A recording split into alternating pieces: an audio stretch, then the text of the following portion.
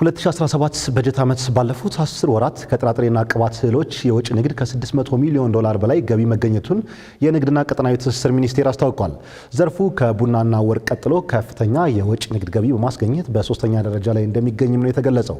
በዚሁ ዘርፍ የተሰማሩ የግል አልሚዎች ከመንግስታዊ ተቋማት ጋር ያላቸውን ትብብር በማጠናከር የኢትዮጵያን ጥራጥሬና ቅባት እህሎች የወጭ ንግድ አቅም ለማሳደግ የሚያስችል የ3 ዓመት ፕሮጀክት ይፋ በሆነበት መድረክ ላይ የተገኘው ጌታውን አንጭሶር ዝርዝር ዘገባ አዘጋጅቷል።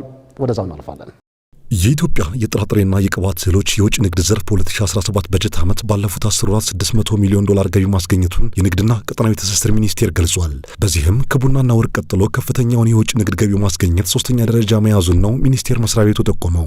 የኢትዮጵያ ጥራጥሬና ቅባት እህሎች በስፋት ተደራሽ ከሚሆኑባቸው የገበያ መዳረሻዎች መካከል የመካከለኛው ምስራቅና የአውሮፓ ሀገራት ተጠቃሽ ናቸው። ዘርፉ እንዲህ ያለ አቅም ቢኖረውም ታዲያ ከምርት አቅርቦት ጀምሮ የጥራትና የሎጂስቲክ ችግር ዘርፉን እየተገዳደሩት እንደሚገኙ የኢትዮጵያ ጥራጥሬና ቅባት እህሎች ላኪዎች ማህበር የግል አልሚዎች ከመንግስታዊ ተቋማት ጋር ትብብራቸውን እንዲያጠናክሩ የውጭ ንግድ አቅምም እንዲያድግ ታስቦ በተሰናዳ መድረክ ላይ ተናግሯል። ያለው ቻሌንጅ በሴክተሩ ውስጥ አንደኛ የኛ ሀገር ምርታማነት እንደምታስበው አይደለም። አንድ የቻይና ነጋዴ የሚጠይቀህን የሶያቢን አቅርቦት 100,000 ሜትሪክ ቶን ፈልጋለሁ ብለ የኛ ሀገር ቶታሊ የሚታረጋት 200,000 ወይም 150,000 ከዛ የሚበልጥ አይደለም። ግልጽ በሆነ አካሄድ ከደረክ ኢትዮጵያ አሁን ከምታገኘው የውጭ ምንዛሪ 3-4 እጥፍ የማግኘት 10 እጥፍ የሚደርስ ካፓሲቲ ያላት ሀገር ነች። በዚሁ መድረክ ላይ መቀመጫውን በኬንያ ናይሮቢ የሆነው በግብርናው ዘርፍ ትኩረት አድርጎ የሚሰራው የአረንጓዴ አብዮት ህብረት በአፍሪካ ወይም አግራ የተሰኘው መንግስታዊ ያልሆነ ድርጅት የኢትዮጵያ የጥራጥሬና ቅባት እህሎች የውጭ ንግድ ዘርፍ ማሳደግ ያለመ የ3 ዓመት ፕሮጀክት ይፋ አድርጓል። ፕሮጀክቱ የላኪ ማህበራትን አቅም የሚገነባ አዋጭ የሆኑ የገበያ መዳረሻ ጥናቶችን የሚያደርግ እንዲሁም በዋጋ መረጃዎችና በዘርፉ በሚወጡ ፖሊሲዎች ዙሪያ ግንዛቤ መፍጠርን ጨምሮ የማህበሩ አባላት የውጭ ምንዛሪ የሚያገኙበትን ምቹ ሁኔታዎችን በማመቻቸት ላይ እንደሚሰራም ተነግሯል። በዘርፉ እየገጠሙ ያሉ ችግሮችን ለመፍታት የሚያግዝ የተለያዩ ትብብሮችን የሚፈጥሩበት ፕሮጀክት መሆኑም ተገልጿል። ትራንስፖርት አንዱ ቻሌንጅ ነው። በአሁኑ ጊዜ ከፍተኛ የሆነ ቻሌንጅ አለው። ለምሳሌ አንድ ኤክስፖርተር 20 ኮንቴነር ኖሮት በ10 መኪኖች የጫነው ከሆነ አንዱ መኪና መንገድ ላይ ሲወጥቅ ያ ሁሉ የደረሰው ወይም በጉድለት ነው የሚጫነው በመርከብ ላይ የሚገባው ወይም ደግሞ እንደገና እሱን እየጠበቀ ብዙ ኮስት ያደርጋል። በትራንዚት አካባቢ ወይ በወደብ አካባቢ ማለት ነው። በባቡር ሲሆን በአንድ ጊዜ ሁሉም በአንድ ጊዜ ሲደርስ በጣም ያስተሳለጠ ካሁን በመርከብ የመጫን ሁኔታው የተሻለ ይሆናል።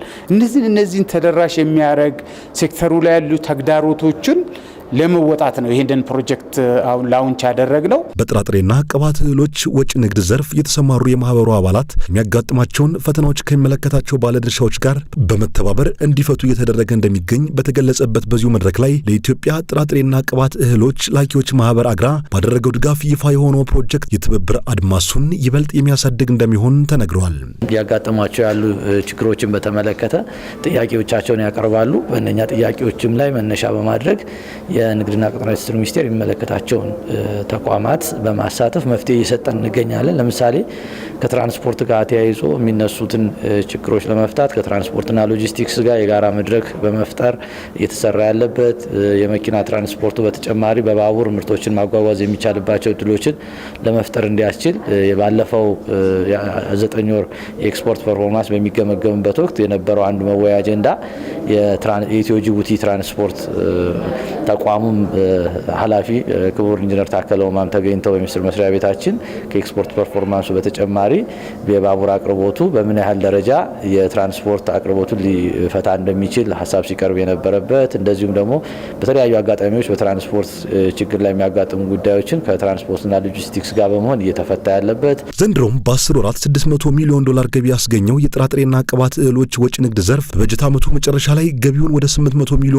ለማድረስ ታቅዶ እየተሰራ እንደሚገኝም ነው ከንግድና ቀጠናዊ ትስስር ሚኒስቴር የሰማነው። ከጥራትም አንጻር የተሻለ ጥራት ያላቸው ምርቶችን ወደ ውጭ በመላክ የውጭ ምንዛሪያችንን ከፍ ማድረግ እንድንችል ይሄንን የፕሮሞሽን ስራ አጠናክረን መስራት የምንችልባቸውን የፕሮጀክት ዴሊቨረብሎች ወይም ውጤቶች በውስጡ ያካተተ በመሆኑ ዘርፈ ብዙ ጥቅም ይኖረዋል ብለን እናምናለን። አግራ ይፋ ያደረገው ፕሮጀክቱ የጥራጥሬና ቅባት እህል አምራች አርሶ አደሮችን የምርታማነት አቅም ከማሳደግ ጀምሮ በላኪዎችና በመንግስት መካከል ያለውን ግንኙነት ጤናማ እንዲሆን እንደሚያግዝ የተገለጸ ሲሆን በዚህም በጥራጥሬና በቅባት እህሎች ዘርፍ ኢትዮጵያ ያላትን እምቅ አቅም በተገቢው ጥቅም ላይ እንዲውል ያግዛል መባሉን ሰምተናል።